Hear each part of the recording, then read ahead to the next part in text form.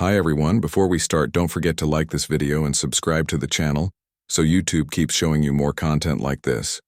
Also, let me know in the comments where you're watching from and what time it is there. Now, let's begin. San Juan, Puerto Rico, August 14th, 2021. The sun had been brutal that afternoon, pressing down on the pier until the steel railings were too hot to touch. The humidity clung to every breath, the kind of thick air that made your shirt stick to your back the moment you stepped outside. By the time my wife and I wheeled our luggage across the gangway and onto the cruise ship, we were already damp with sweat and exhausted. Boarding was chaotic. Lines of families, retirees in polo shirts, newlyweds snapping selfies. The whole thing felt like controlled cattle herding. Still, there was a nervous excitement in me. This was our first trip after the long pandemic shutdown, and we were determined to enjoy it. By 4 o'clock, we were in our cabin, a midship, balcony on deck 8. The hallway carpet had that dizzy, swirling pattern cruise lines always used to distract from stains, and the air smelled faintly of industrial cleaner and something floral trying to mask it. Our steward had left towel swans on the bed. At 5, the alarm horn sounded. 6 long blasts and 1 short, the muster drill. Every cruise starts with it. You gather under your assigned letter, put on your life jacket, and listen to the safety spiel, a formality. Our station was E. It was printed on our key cards. Easy enough. We strapped the stiff orange jackets over our shoulders and followed the stream of people down the corridor toward the open deck. The sun was lower now, golden light catching on the windows. We found the bulkhead marked with a large E stenciled in blue paint. That's when it happened. A young crew member with a clipboard looked at us, frowned, and shook her head. No, this isn't E, this is F, Station F. I blinked at the wall. The letter really did look wrong now, like a capital E someone had hastily drawn an extra line through. The people around us muttered, shifting nervously, shuffling further. Down the corridor toward the next sign. Come on, my wife said. Maybe we misread it. The crowd felt too tight, the air heavy with heat and perfume and sweat. Someone joked loudly that the designers wanted us to practice panicking for real. A few laughed, but no one sounded relaxed. When we reached the next station, a different woman stamped our cards. She gave me the kind of smile you give a nervous dog and said softly, "You were already counted." "What?" I asked. But she just moved to the next passenger. When the drill ended, the crowd dispersed. We tried to return to our cabin the way we came, but the letters on the bulkhead seemed to change as we approached them. B became D, D became E, E became F. It was like the signs were shifting just ahead of us, nudging us along. My wife laughed, uneasily. I think we're just turned around, these corridors all look the same. We eventually reached our deck, but it felt wrong, like we had looped in a circle we couldn't see. That night after dinner, we returned to the cabin to find a note slid under the door. White paper, damp to the touch as though it had been licked. In bold letters it read, "In an actual emergency, follow crew directions." I asked my wife if she had seen anyone drop it off. She shook her head. We set the life jackets on the sofa. Before bed, I checked our key cards again. Her card clearly read Muster Station E. Mine said Muster Station FI didn't sleep well. 2 nights later, at exactly 2:11 a.m., the horn sounded again. The PA crackled, "Crew drill, crew drill." But the voice was wrong. Too thin, too far, away. The kind of sound you hear when a radio is picking up a signal it shouldn't. We opened our door to find the hallway already full of people in pajamas and robes. Everyone shuffled in the same direction, as if the ship itself was funneling us. The air was hotter than it should have been, a sticky warmth that smelled of canvas and salt. We passed the bulkheads again. The letters shifted as we walked, changing, under the fluorescent lights always leading us further. B to D, D to E, E to F. Stay together, I whispered to my wife. But my voice felt swallowed by the walls. Eventually, we reached a locked steel door at the end of a corridor we didn't remember existing. The hinges were scabbed with salt, From the other side came a dry, papery rustling, like life jackets being handled by hands we couldn't see. The smell of mildew and wet canvas seeped under the frame. Then a voice spoke. Not from a PA, not from a person. Right at my ear, as close as breath. You're already counted. You were always already counted. My wife's hand clamped down, on mine. Nobody else in the corridor spoke. Nobody knocked on the door. We all just stood there, waiting for something to happen. Finally, without a word, people began turning back. One by one, silently, as if they were afraid to break some unspoken. For we did the same. We didn't run, we didn't look behind us. We just walked back to our cabin. When we opened the door, both of our life jackets were lying on the floor, buckled tight, straps wet as though they'd just been pulled from the sea. The next morning, the jackets were dry. No note, no announcement, in the daily schedule. At breakfast, the other passengers smiled and chatted about excursions like nothing had happened. When I tried to bring it up to the man at the next table, he gave me a polite laugh, the kind you give a drunk uncle, and turned away.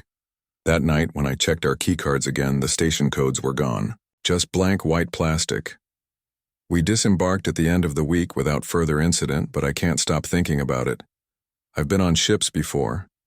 I know how muster drills are supposed to work. But sometimes, late at night, I wake up, certain that I can hear the moan of that horn again, muffled through the walls of my house and the shuffle of people moving in the dark. I checked the news recently. That ship, the one we sailed, was taken out of service last year. Mechanical issues, the article said. But the photo showed something I didn't expect. A shot of the port side, zoomed in on the faded paint of the muster station markings. The letters were blurred, streaked, as though they had been painted over too many times. You couldn't quite tell if it said E or F. And I swear just for a second, I thought I saw a pale orange strap hanging from the railing, dripping seawater into nothing. Eastern Caribbean, March. The weather had been calm all week, the kind of perfect spring cruise where the ocean seemed painted flat, blue upon blue, interrupted only by a ripple or the shadow of a seabird. My wife and I were on the 11th day of a 2-week trip, a vacation we had promised ourselves after a hard year of family illness and late nights at work. We had booked an inside stateroom on Deck 8, cabin 8239, nothing fancy but quiet and tucked away from the chaos of the pool deck. I thought it would be a relief to sleep without windows, free from sunrise and traffic, a cave at sea. I've always been a light sleeper, though. Even here, in a room buried in steel and carpet, I could hear the deep creaks of the ship's frame, the hiss of water rushing against the hull, and stranger still, the way voices seemed to slip through the pipes. Late at night, lying awake, I would catch laughter, coughing, even a sudden muttered word that carried no source. I told myself it was the plumbing carrying sound from other cabins. The thought made sense, but it didn't help me rest easier. It was our 4th night when I woke to the sound of the phone ringing. It wasn't loud, more of a mechanical burr, and for a moment I didn't recognize it. The digital clock on the nightstand glowed red, 3:03 a.m. I let it ring once, twice, then rolled over and picked up. Hello? Silence. Not dead air, though. I could hear something. Breathing. Not heavy or panicked, but slow, patient, steady, like someone sitting close. Enough to the line to wait me out. Wrong number? I joked weakly, glancing at my wife. She stirred, confused, then turned away. The call ended with a click. In the morning, over breakfast, I told her. She brushed it off, but I went down to guest services anyway. The young man behind the desk gave me a polished smile and tapped at his monitor. No calls to your stateroom after 11 p.m. last night, sir. He even spun the screen to show me a neat grid of data. Nothing at all. That night, I unplugged the phone. We pushed the cord into the drawer beneath the desk, certain that would be the end of it. Sleep came easily after 2 glasses of wine. At 3:03 a.m., the ringing started again. The sound wasn't as loud as it had been, but unmistakable. My wife sat up wide-eyed as the faint burr echoed from inside the desk drawer. I pulled it open. The phone was dead, the cord loose. Still, the receiver vibrated as though it was connected. Against every sensible thought, I lifted it to my ear. The breathing again, and this time, layered under it, the wet, sticky whisper of pages turning. "What do you want?" I asked, my voice low. The breathing stopped. A pause. Then the unmistakable sound of plastic against plastic, as if a receiver had been set gently into its cradle. The line went dead. I set the phone on the nightstand and left it there. We barely slept. In the morning, the red voicemail light was blinking. My wife pressed play. The message was only 3 seconds long. The sound of waves slapping steel, recorded too close, too distorted, as though the microphone was pressed beneath the waterline. We asked to change cabins. To their credit, they didn't argue. A woman at the desk nodded, typed quickly, and handed us a new key card. Same deck, just farther down the hall. The new room was nearly identical to the old. Same dizzy carpet pattern, same print of some vague watercolor seascape, same faint chemical smell in the air. For a while, we convinced ourselves it had been some glitch. Maybe another guest with a hacked phone, maybe a prank, maybe something rational. That night, at exactly 3:03, the phone rang. This time, when I picked it up, I realized something was different. The sound wasn't coming from the line. The breathing wasn't part of the call. It was inside the room. It lagged by a fraction of a second, as if the noise of the waves and the crackling line arrived first, and then the breath followed. An echo just behind it. My wife whispered, "Hang up. Just hang up." I did, but the sound didn't stop. It seemed to move, faint and steady, shifting from the desk to the far wall, then closer, until I could swear it hovered at the edge of the bed. We didn't sleep until dawn. We disembarked a few days later and swore to laugh about it someday. A silly story to tell, nothing more. Yet the unease followed me home. I began waking at 3:03 a.m. in our house, staring at the dark, listening for a phone that wasn't there. Weeks passed before I received the survey email from the cruise line. It was the usual form, check boxes for food, entertainment, stateroom, cleanliness. Then I saw one odd question tucked in with the others. "Did you enjoy the nightly 3:03 wake-up call?" My chest tightened. I screenshotted it and sent it to my wife. When I went back to the email later, the question was gone. No evidence it had ever been there. I checked my phone, ready to show her the screenshot. The file was corrupted, the image, black except for a red blinking light in the corner that I didn't remember being there when I saved it. That night, my cell phone rang. 3:03 a.m. This story ends here, but its silence lingers, like a breath waiting patiently for someone else to answer. Everyone jokes that there's no Deck 13. The ship's elevator panel certainly thought it was clever. 12-14 casino, but no 13. Maritime tradition, they say. Sailors are superstitious. Passengers laugh it off. I laughed too until the night. I stopped laughing. It was August 17th, 2022. The ship was somewhere between Miami and Cozumel, cutting through warm water under a sky so clear it felt fake. I'd left the midnight buffet in that post-dessert fog of regret, my stomach heavy with pie I didn't need. It was 1:17 a.m. I remember because I'd checked my phone before stepping into the empty elevator. I pressed 9. My cabin was there. The hum of the machinery was soothing, the faint smell of fried food still clinging to me. The panel lit up, 10, 11, 12, and then without a pause, the light ticked one more, past where there was supposed to be nothing. The screen blinked. 13. The elevator shuddered slightly, then stopped. The doors slid open with a soft sigh. I expected another hallway like all the others, patterned carpet, beige walls, maybe some tipsy passengers staggering back from the bar. Instead, what I saw didn't fit with the rest of the ship at all. The carpet was different, darker, worn down so badly the anchor pattern was only a faint ghost of thread. The lighting was dim and warm, the kind of bulbs you'd see in old photographs, yellowed, buzzing faintly, and there was music, A tinny old recording, the kind my mother used to hum when she ironed. Blue Moon, or something like it. The air smelled faintly of lemon oil and starch like pressed laundry.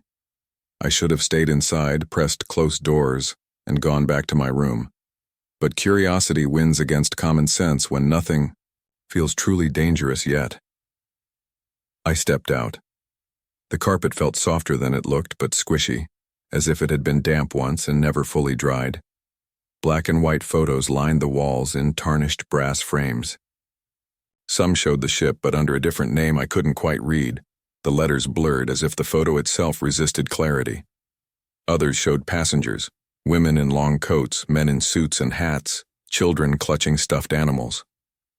All of them posed stiffly, their eyes too sharp for old photography, as though they weren't looking at the photographer but at me.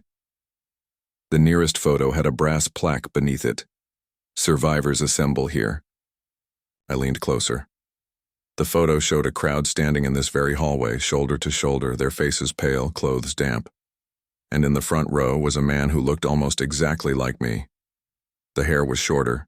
The suit was wrong for any decade I knew, but the face, the angle of the jaw, the way the eyebrows tilted was mine. The elevator doors began to close. I stuck my hand out instinctively and the metal resisted like it didn't want me back inside. Just a second, I muttered, though to who I couldn't say. The doors stayed open. I turned back to the photo. The man who looked like me wasn't staring at the camera like the others. He was staring slightly off, as if his eyes were locked on something out of frame. His mouth was caught halfway between open and closed, like he was about to say something, or had just seen something he couldn't. A cold draft swept through the hallway, carrying the smell of salt water, sharp and raw. I looked down. The carpet had darkened, spreading slowly from under the elevator toward where I stood as if soaked. I backed up.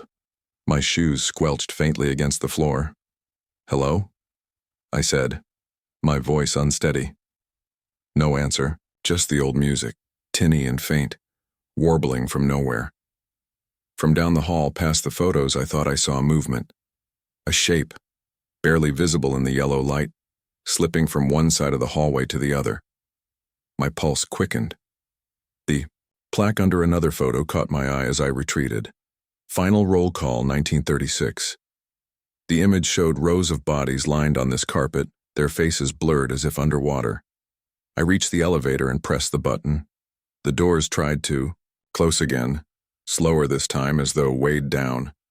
Inside, the mirrored wall reflected me but not quite in sync. My reflection lagged, its mouth still open, eyes still fixed on the hallway even after I turned.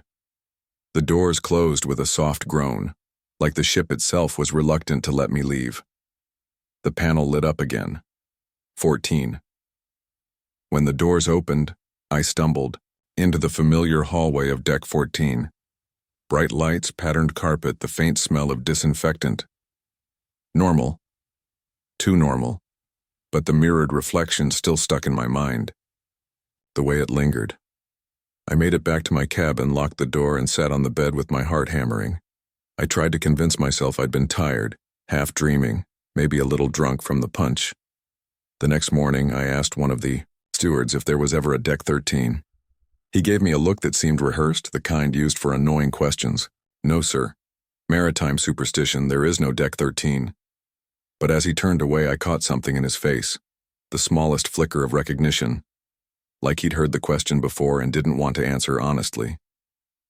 That night, I avoided the elevators, took the stairs instead, and tried not to think about it. But the memory won't leave me. The man in the photo, the face so close to mine, the eyes locked on something just beyond the frame, and I can't shake the feeling that whatever he was staring at, I'll see it too. Maybe the next time the elevator decides to stop on a deck that isn't supposed to exist. Grand Cayman had been canceled for weather, but the cruise line didn't want us trapped on the ship all day. They announced alternate experiences over the PA, upbeat voices trying to make disappointment sound like opportunity. We were told tenders would run to a nearby pier where local vendors had set up temporary stalls. It wasn't much of a choice, but after 2 days at sea, people were restless. I joined the line in the atrium and was herded toward the bobbing white lifeboats strapped along the ship's sides, the ones they call tenders when they use them for ferry service. It was around noon, gray and wet. The sky sagged low, bruised, purple at the edges, rain slicing sideways across the horizon. When I stepped into Tender Boat 7, I noticed how small it felt compared to the ship.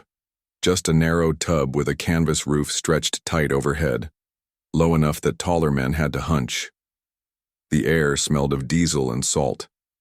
Spray slapped my face as soon as we pushed off. The engine was loud, a steady growl vibrating through the benches, but the pilot kept glancing back at the ship like he didn't trust it to stay where it was. The ride was quick. In 10 minutes, we docked against a slab of concrete where vendors sat beneath plastic sheets that ballooned and snapped in the wind. Their tables sagged under jewelry, t-shirts, and wooden turtles, all covered by cloudy tarps. Everyone laughed, too loud.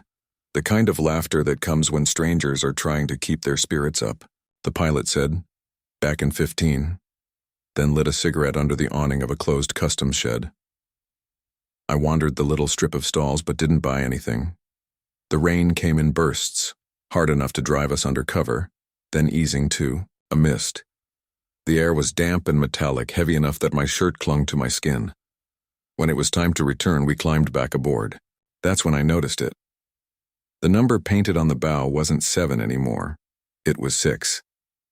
At first I thought maybe I had misremembered, but I'm the kind of person who notices details. I'd looked straight at the number when we first boarded, because I'd wondered if 7 was unlucky at sea. I mentioned it to the pilot as we settled in. He shrugged without meeting my eye. Numbers are for inventory, he said. Boat is boat. We set off, and halfway back the engine gave a choking cough, then cut out completely. The boat slowed, tilting into silence. The only sound was canvas popping overhead with each gust of wind. Spray pattered against the plastic windows, but otherwise, it was still. Too still. The pilot scrubbed his face with both hands and lifted the radio. He spoke in short, clipped words I didn't understand. Jargon, maybe, or another language. The static made it worse. While he spoke, I found myself staring at the wake. Only there wasn't one. The ocean behind us was smooth, glassy, undisturbed.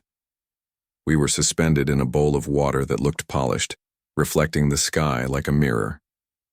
The silence was thick, almost muffled, as if the sea had swallowed all sound. If you've never heard silence on the ocean, then you haven't been properly alone. Ahead, the ship waited, but it wasn't moving, not even rocking on the swells. It looked like a toy glued to glass. The pilot shut off the radio and stood. His voice cracked when he said, "Everyone keep still for me." We froze. He leaned over the side, looking down, like he was checking his own reflection. His face changed, eyes wide, jaw slack. I followed his gaze. At first I thought it was bioluminescence, some trick of the storm. But no. Lights glowed beneath the surface, faint and greenish, evenly spaced, stretching away like a street lined with lamps. They were too regular, too fixed. It was like a second port city had been built down there, perfectly preserved and faithfully burning. Nobody else saw. Or if they did, they didn't say. One woman was whispering to herself, clutching her husband's sleeve. A child whimpered. The pilot's hands trembled on the wheel. Then the engine coughed back to life, startling us all. He jammed it into gear, and the boat surged forward like it had never failed. When we reached the ship, the rope ladder swung in the rain. People scrambled up, eager to be back aboard. I was the last to climb. As I set my foot on the first rung, I glanced at the bow again.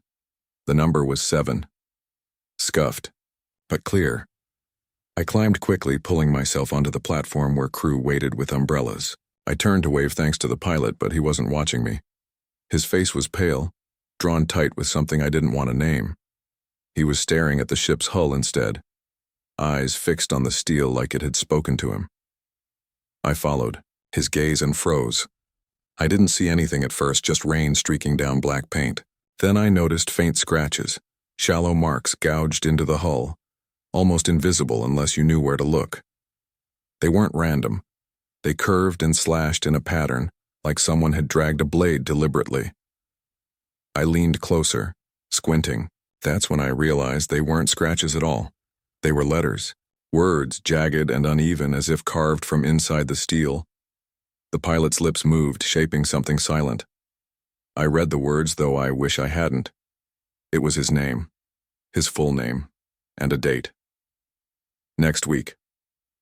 I blinked, rain stinging my eyes. When I looked again, the steel was smooth. No marks, just dark hull gleaming wet.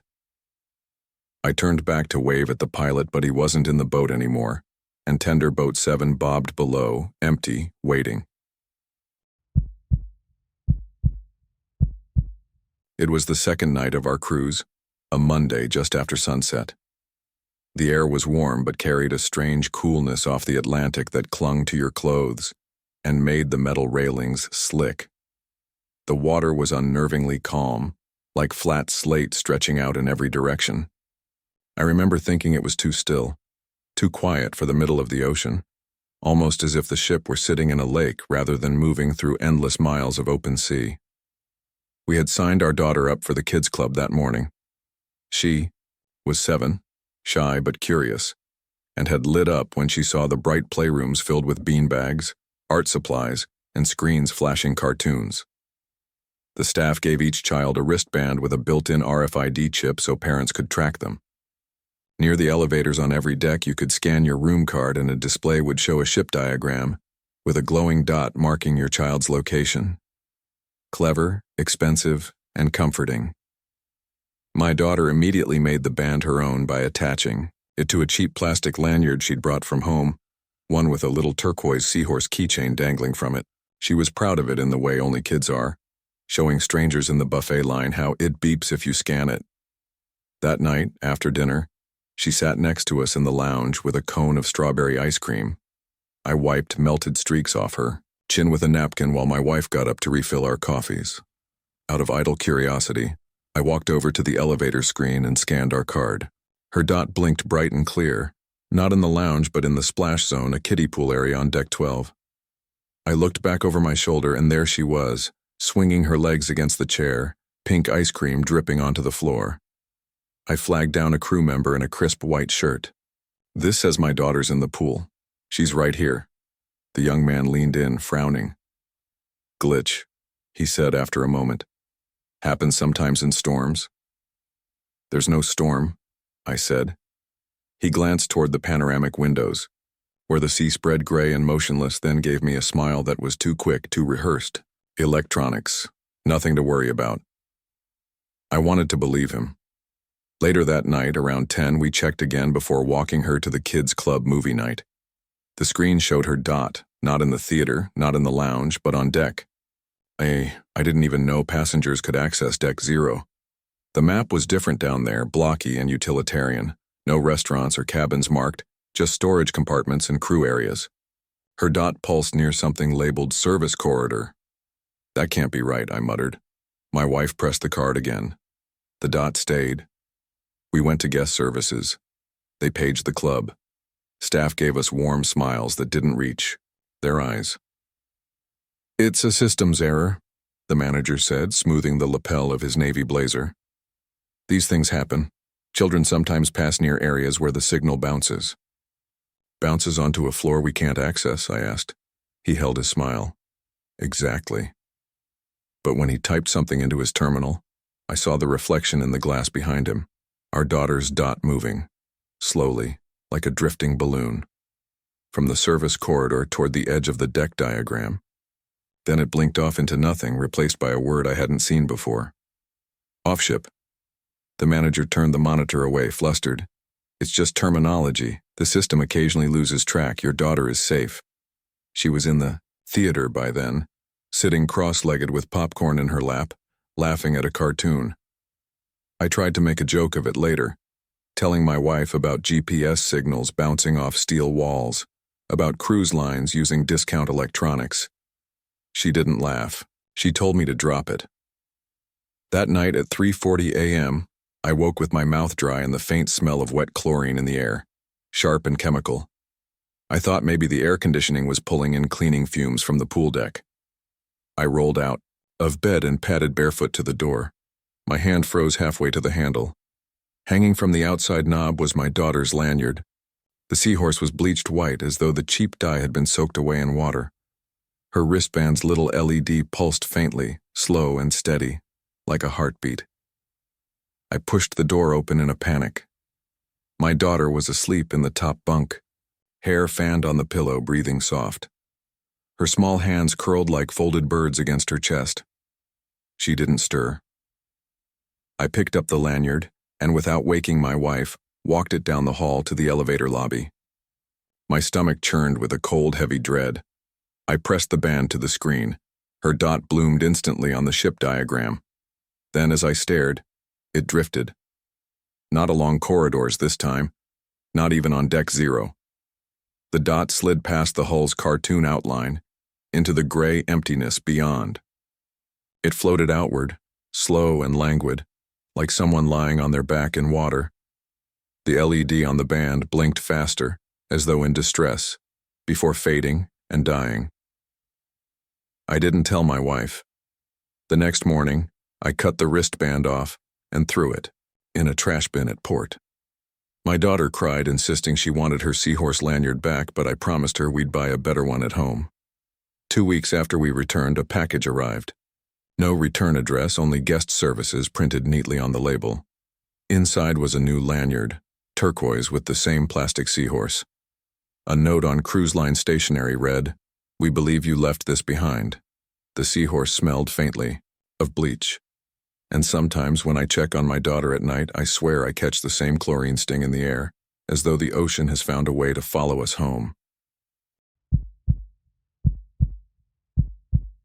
It was the second night of our trip, somewhere between Nassau and Miami, August 12, 2022. The weather outside was calm for once, warm air and low waves tapping the hull like an absent-minded hand drumming a desk. I couldn't sleep. The cabin, air was thick with detergent from the towels my wife had hung to dry, and her breathing had already settled into that steady rhythm of someone far away in dreams. My shirt was damp at the collar from sweat, and I figured I might as well drag myself to the laundry room before morning. On cruise ships, the laundry always feels like some forgotten pocket of the vessel, wedged deep below decks, where the hum of the engines replaces the silence people usually expect at night. It was close to 2 in the morning when I stepped into the narrow hallway that led to the self-service laundromat. The carpet was soft but worn at the edges, patterned with swirls that always reminded me of cigarette smoke. The fluorescent bulbs overhead hummed like mosquitoes, and every few steps a metal panel in the wall clicked as though the ship was adjusting itself mid-breath. The laundry room door didn't latch properly. It had a faded blue sticker on it, peeling at the edges, reminding passengers to be courteous, don't leave clothes unattended. When I pushed the door open, it swung a little too far, groaning as if it hadn't been oiled in years. Inside, the place was empty, and that emptiness had its own kind of sound. The low roll of drums from the machinery underfoot, the steady breathing of dryers that hadn't been fed coins in hours.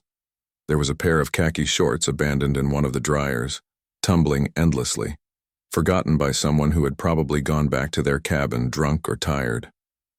On the tiled floor, just inside the door, I noticed a single damp footprint, darker than the rest of the floor. I compared it against my sneakers, and it wasn't mine. Too wide, too long, the heel sharper than any shoe I'd seen on board. I shook it off, fed quarters into 2 machines, and loaded our clothes in. The metal bench against the wall was cold when I sat down, and the whole ship seemed to breathe through the floorboards. The tumblers caught the overhead light and spun it like water, and I found myself drifting. That was when I saw it. A white undershirt, thin as paper, pinned itself against the glass of my washer. It wasn't ours. I leaned closer, frowning at the way the fabric seemed to stretch, cling, almost bulge forward.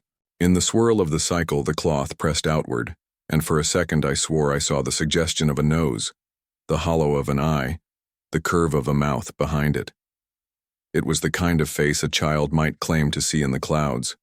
Nothing definite. Nothing you could prove. But I knew the washer had been empty when I started. The bench squealed against the floor as I got up. My heart was already pounding, and when I looked back at the wet footprint by the door, it was gone. Or maybe not gone. Changed. It was larger, now not wet but crusted over as though salt water had dried into it. The edges flaked like old paint. That was when I noticed the cart. It hadn't been there before. A crew member's rolling cart stacked with neatly folded towels blocking part of the doorway. Leaning on it was a woman I didn't recognize. She wore a white uniform, though it was yellowed at the seams, and her cap hung loosely to one side. Her elbow rested on the cart as if she'd been standing there a long time. "Heat's good tonight," she said.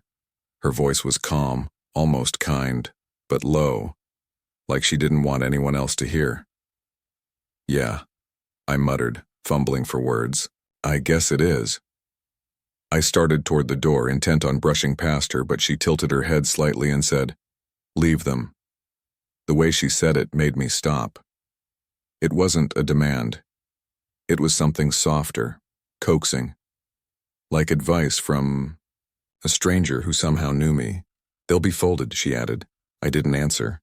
I slipped out through the gap between the cart and the doorframe, my shoulder brushing the rough fabric of one of the stacked towels. I didn't look back. When I returned in the morning, the laundry room was empty again. The cart was gone. The footprint was gone. Our clothes were stacked neatly on the bench, folded in a way that was too careful, too perfect for some other passenger to have done it out of courtesy. I picked up one of my t-shirts. The cotton was crisp, almost stiff, as if it had dried in sunlight instead of a machine. When I pulled it over my head later, I caught the faintest smell clinging to it. Not detergent, not fabric softener. Salt. Under that, something faintly fishy, and under that, something sweet and rotten like flowers left too long in stagnant water. I didn't tell my wife.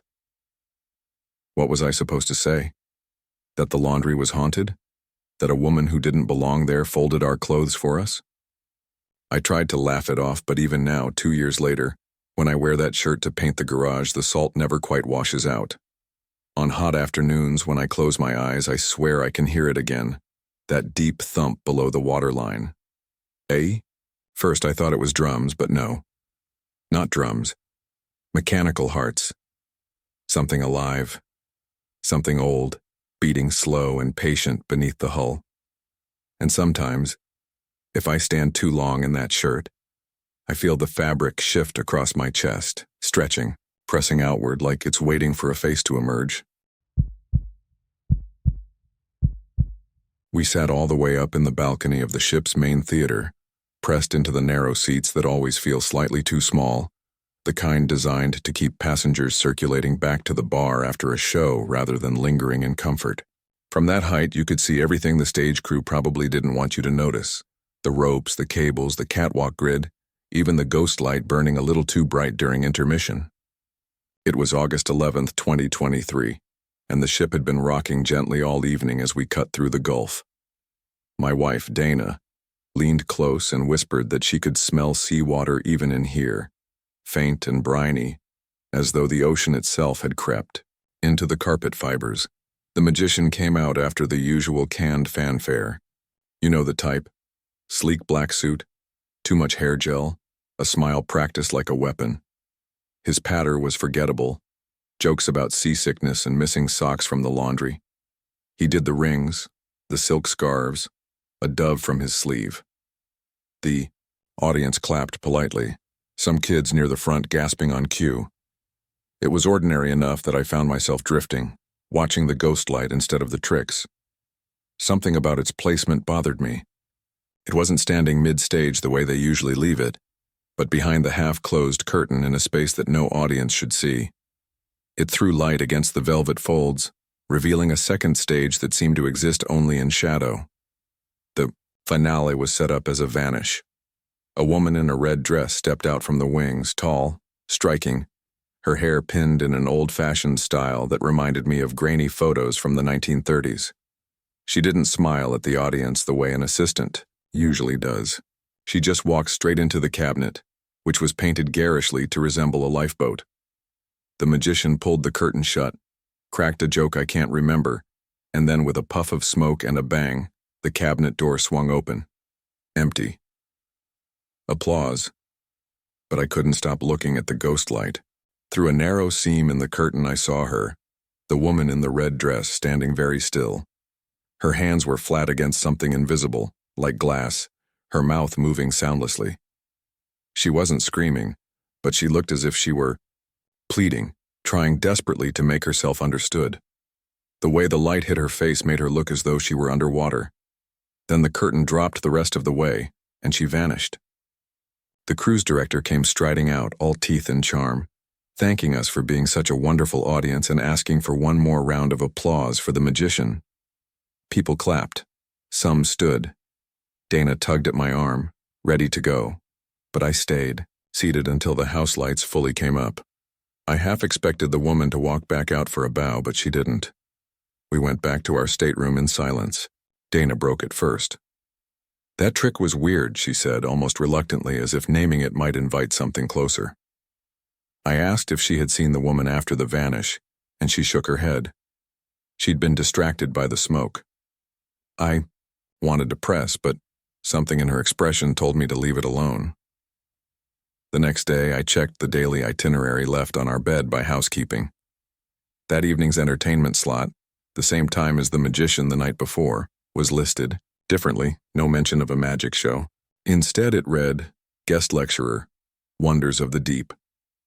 When I asked Dana if she thought that was strange, she shrugged. Maybe he only does the one night. That night at the bar, I spotted a stagehand I'd seen moving lights earlier. He was hunched over a beer, off duty. I asked casually about the magician if the show was a one-time deal. He gave me a long look, then made an X on his napkin with his finger. "We don't have that act this sailing," he said flatly. I laughed, thinking he was joking, but he didn't smile. He picked up his beer and moved to another stool, leaving the X behind like a warning. When we disembarked 3 days later, Dana left a cheerful review on a cruise forum. She mentioned the magic show in passing, describing the vanish as unforgettable. Later that evening, she received a private message from a user with no profile picture and no posts. It said, "Please don't talk about her. The trick is only safe if nobody knows it happened." The timestamp was what made my stomach knot. The message had been sent while we were still at sea, during the show itself.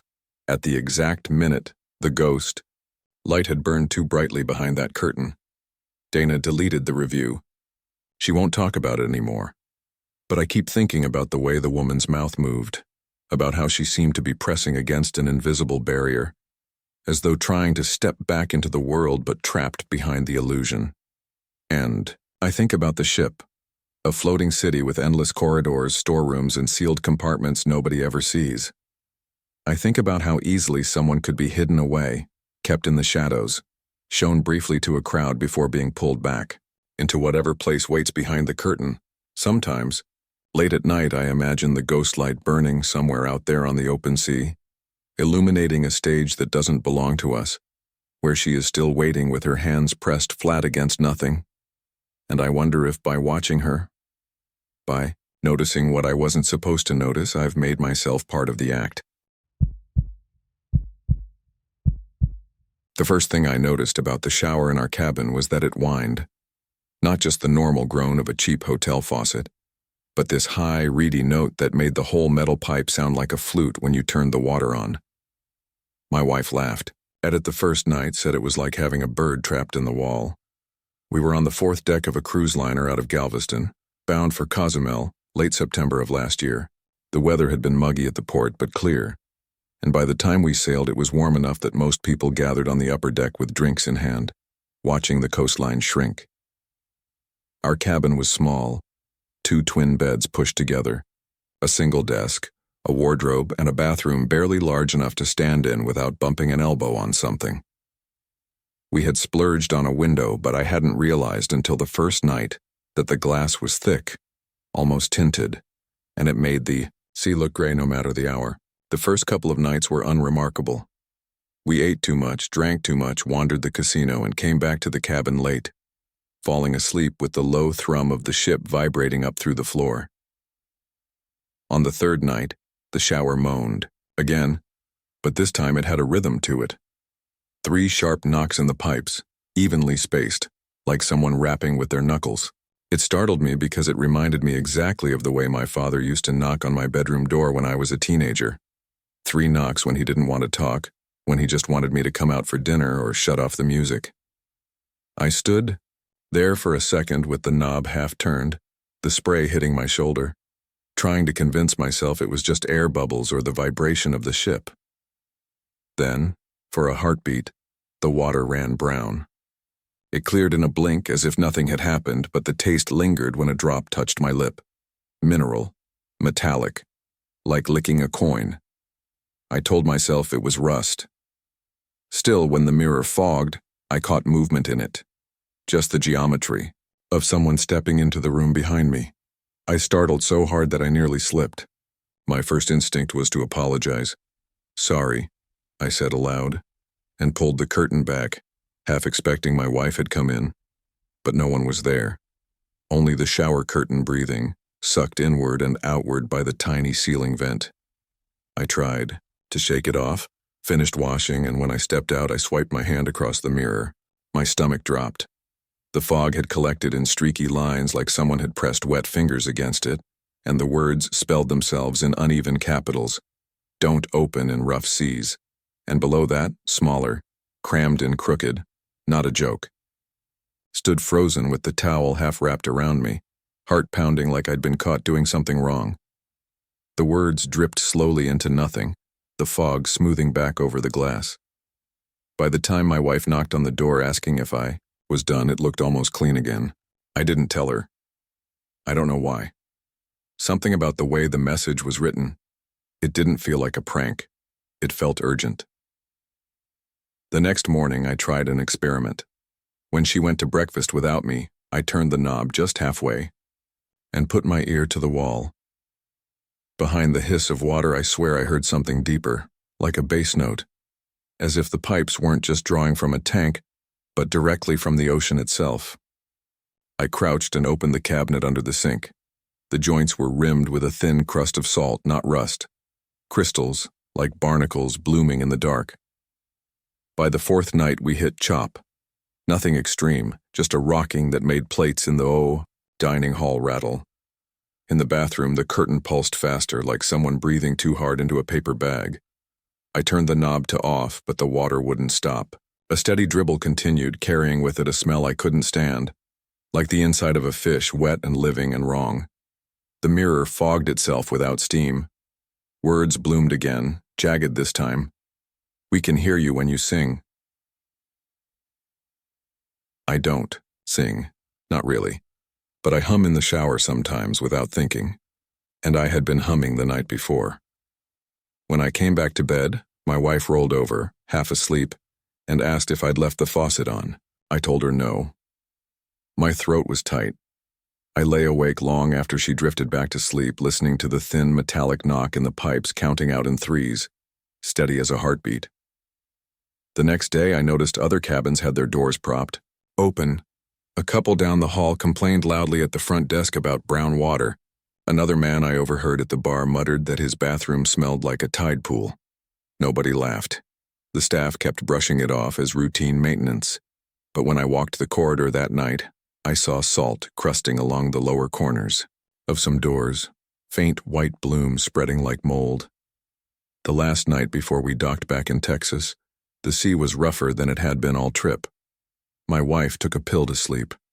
I sat on the edge of the bed, feeling the whole ship rock, listening to the bathroom. The shower curtain rustled on its own, even with the vent off.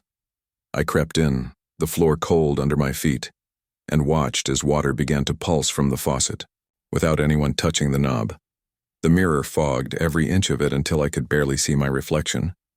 Words scratched into the condensation as if invisible hands pressed hard from the other side. "Open the pipe." Something knocked once, twice, 3 times.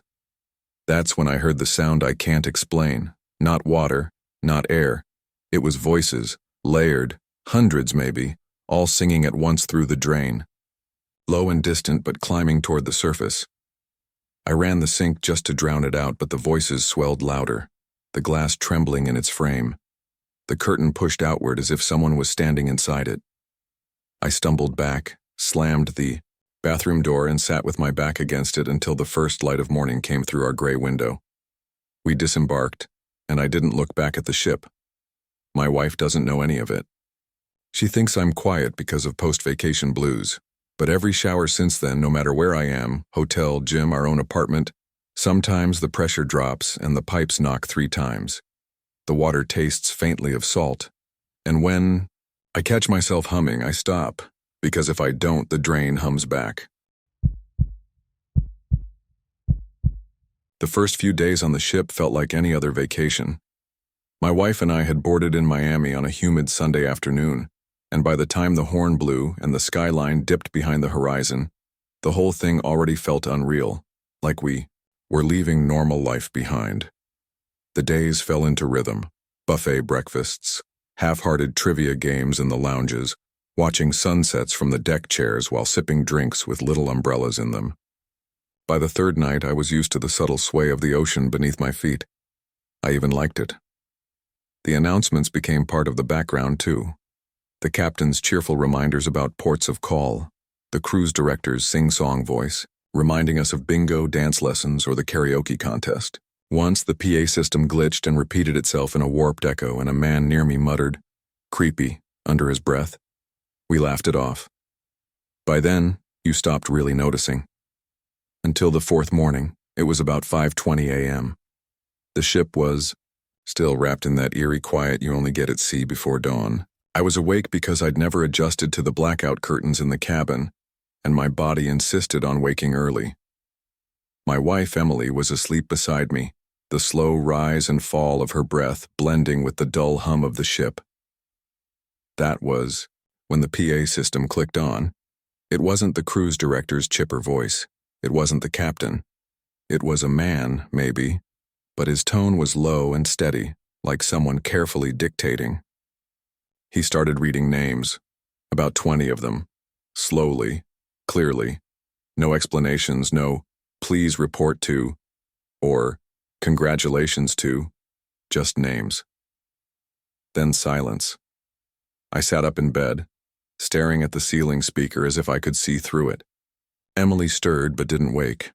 After a few moments, I told myself it had to be a mistake, a test, a miskeyed roster. Maybe it was a crew thing. Still, something about the cadence unsettled me. It was too deliberate. At breakfast, I mentioned it to a couple at our table. The man chuckled. "Maybe you dreamed it." The woman added, "They don't make announcements before 7, against policy." When I asked guest services, the woman behind the desk tilted her head slightly like a bird listening to a distant sound and gave me a practiced smile. "No announcements were made before 7, sir." She asked for my cabin number, wrote it down with perfect politeness, then immediately slipped the paper under the desk. I swear she never actually wrote anything at all. The next morning, it happened again. This time, I was wide awake when the PA crackled on. The same voice. The same calm pacing. Another list of names, some new, but a couple I recognized from the day before. Then my own. I froze. The syllables of my name hung in the cabin like smoke. Emily didn't stir. I lay there, heart hammering, waiting for it to repeat, waiting for something to explain it away. But the voice moved on, finished the list, and the line went dead. At breakfast, I searched every crew member's name tag. Not a single one matched the list I had memorized in my head. I even checked the small memorial wall near the chapel, where plaques were dedicated to passengers who had passed away on previous cruises. Nothing.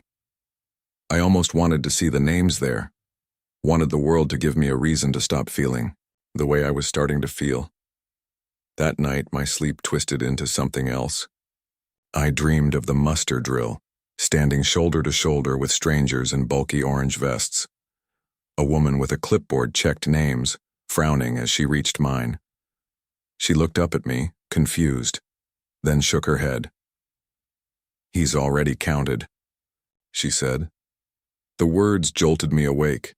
My hands were clenched around nothing, and there was a sharp taste of salt on my tongue, as though I had been trying to drink the air. By the 6th morning, I was terrified of sleeping at all.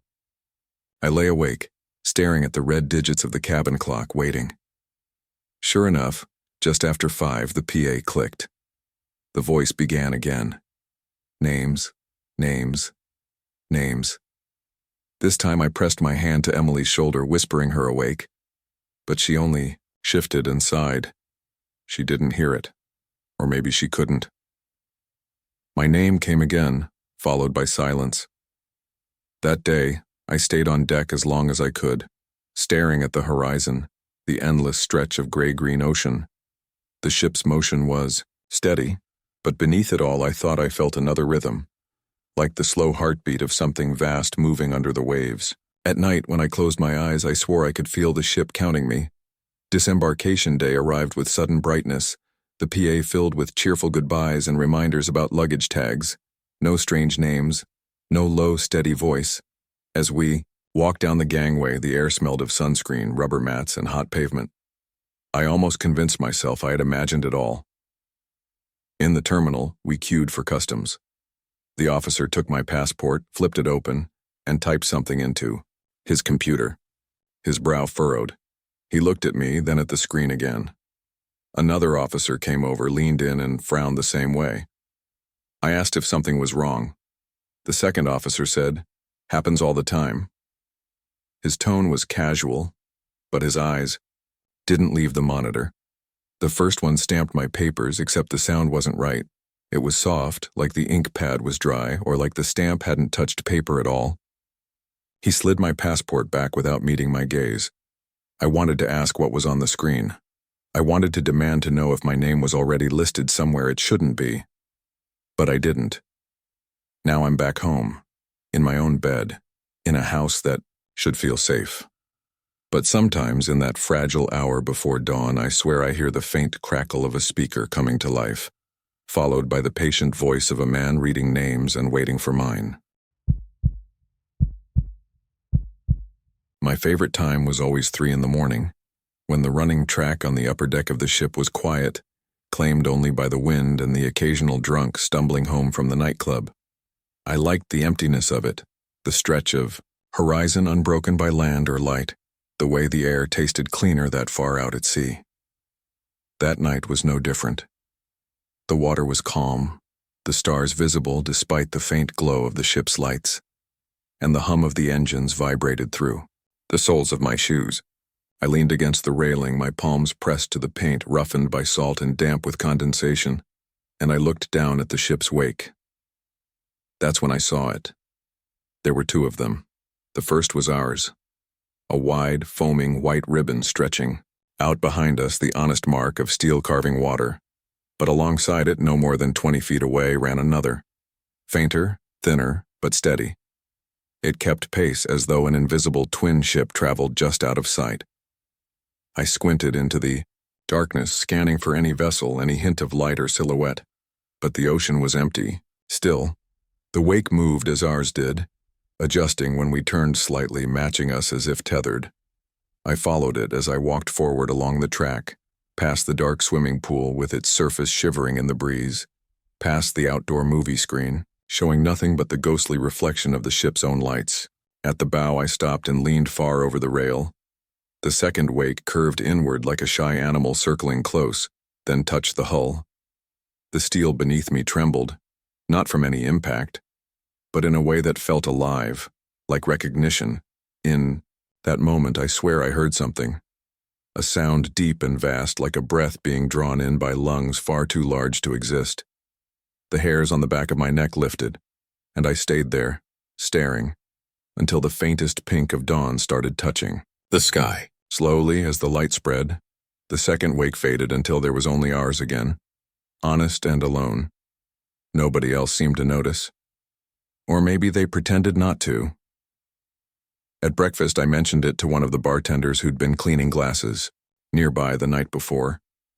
He paused, looked at me too long, then clucked his tongue as if dismissing a silly story. "We don't talk about the sister," he muttered under his breath, then blinked and pretended he'd said nothing at all. When I asked what he meant, he only shook his head and poured another drink for someone else. The rest of the voyage passed without incident, but I couldn't stop myself from looking out over the rails every night. Sometimes I thought I saw it. Again, a paler trail in the black water. But whenever I blinked, it would vanish, leaving me unsure if it had ever been there. When the cruise ended, I convinced myself I'd been overtired, maybe even drunk on too many cocktails. My imagination conjuring things in the dark sea. 2 months later, though, a friend sent me a link to an old newspaper clipping she had stumbled across. She knew I had just been on that ship and thought it was interesting. The article described a collision decades ago, off a coast we had never visited. The grainy photo showed a ship with lines almost identical to ours, but with a different name painted along the hull. It was half-turned in the water, smoke rising, faintly, and people in life jackets stood pressed along the rails like the teeth of a comb. The caption mentioned something that made my blood run cold. Witnesses at the time reported a companion vessel traveling alongside the doomed ship just before the accident. But that vessel was never positively identified. No official record of it was ever found. Some said it was a trick of the waves. Others insisted it was real, though it vanished as soon as the collision happened. I know what I saw that night. I know the steel shivered beneath my hands, and I know I heard that deep, impossible breath. Since then, I can't shake it. Walking city streets, I'll hear the long, low call of a ship's horn even though I'm miles from water. Sometimes the sidewalk seems to tilt under my feet, just slightly, as though I'm back at sea. And in those moments I smell things that don't belong, paint and salt, sunscreen and diesel. When I close my eyes, I see two wakes again, side by side. The second one doesn't just follow anymore. It turns under, sliding beneath, circling, like a seal that has spotted prey. There's something clever about it, playful even, but I can't escape the feeling that it's hungry too. And every time I hear that horn echo across the traffic, I wonder how much longer until the sister finds me again.